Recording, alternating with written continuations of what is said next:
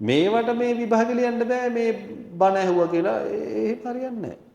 Joke එකක් කරා කියලා ඒක හරියන්නේ නැහැ. ඒතර ජෝක් එක මතකයි පාඩම මතක නැහැ. හරි විභාගෙ මේක එන්න ඕනි තර්කයෙන්.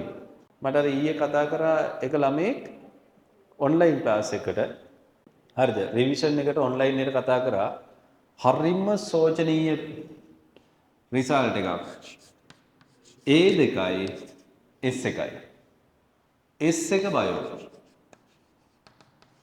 ඒ ළමයා දැන් රිවිෂන් එන්න කතා කරා ක්ලාස් එකට හරි ඒ කියන්නේ ගියවර රිසල්ට්ස් ගත්ත ළමෙක් හරිද මේ රිසල්ට් එක නෙමෙයි ඊට කලින් රිසල්ට් එක ඊට පස්සේ මෙයා අතෑරලා මොකක් හරි හේතුවක් මත විභාගේ අතෑරලා අපරාධය හරි පළවෙනි පාරේ මෙඩිසින් යන්න ඕනේ ළමෙක් ලත වෙන ලතවිල්ල බලන්නකෝ දැන් මම දන්නේ මේ ළමයාගේ අඩුපාඩු දෙති නමුත් ඉතින් මේ බහුතරයක් ඕක තමයි වෙලා තියෙන රිසල්ට් එක ඒකට හේතුව බයෝ අමාරුයි නෙවෙයි ඔයාලට ලොජික් එකක් ඕනේ තර්කයක් ඕනේ තර්කයෙන් ගන්නේ ඔයාලට ක්‍රෙබ් චක්‍රේ පියවර ලියන්නකෝ ලියනවා ඉතින් ඕන මොඩියට පුළුවන් මේක ලියන්න දැන් මේකේ ප්‍රශ්නේ කියනවා මයිටොකොන්ඩ්‍රියා පූරකයේදී ශ්වසන උපස්තරයේ මුළුමනින්ම කාබොක්සිල් හරණයට ලක් වේ.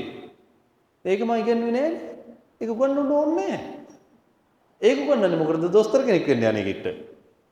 උට ක්‍රෙබ් චක්‍රය කිව්වම කාබන් ඩයොක්සයිඩ් පිට වෙනවා කියලා කිව්වම ඉලෙක්ට්‍රෝන පරිවහන දාමයට යන්නකොට ග්ලූකෝස් නෑ කියලා කිව්වම තේරෙන්න ඕනේ. සම්පූර්ණයෙන්ම ශ්වසන උපස්තරයේ කාබොක්සිල් හරණයට ලක් වෙනවා. ඕක තමයි සමාව ශ්වසනයේදී ග්ලූකෝස් පූර්ණ ලෙස බිඳ වැටෙනවා කිව්වේ. සමස්ත දැනුම තියෙන තර්කන හැකියාව තියෙන කාට තමයි එක ප්‍රකාශයක් හරිද වැරදිද කියලා තෝරන්න පුළුවන් වෙන්නේ. තේරුණාද? හැම වෙලාවෙම ඒක තමයි මේක ලොජික් එකක් තියෙන්නේ. මේ තර්කයක් තියෙන්නේ. තේරුණාද? කටපාඩම් කරලා මේක දිනන්න බෑ. හැම වෙලාවෙම තර්කානුකූලව හිතන්න.